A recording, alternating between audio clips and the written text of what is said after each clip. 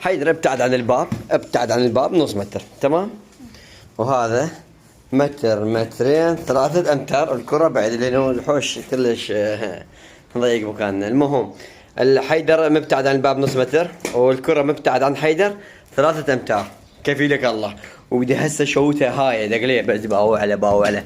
اذا هاي هسه شوتها كل قوتي غيره الا الزق حيدر بالباب، شرط الزقه بالباب والله العظيم. انت تشوفوا هاي، بس شوف السيراميك ايش قد. هاي القطعه السيراميك 60 ب60 مو. شوف الحجم الكره ضاعت السيراميك، بس ظل الاركان مالتها ضاعت السيراميك، البورسلين ضاع تمام.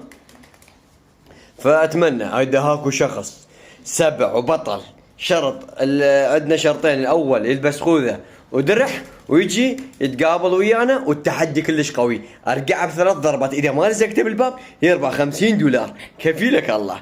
شوف هاي حضربه ايش هاي، بس ايش ضربه خفيفه هاي، بس مجرد ايش حركت الكره. شوف شلون فرت حيدر افتر حيدر. بس باولي حضربه ضربات خفيفه تقليه. شوف الضربه، شوف من يصد الكره شلون بيها ضغط هواء يفتر يتغير الاتجاه مالته. باوله هسه حضربه. شوف اسمع هسه حضربه شوي اقوى. باوله جيب دقيقه والله تقول لي هزاز. بابا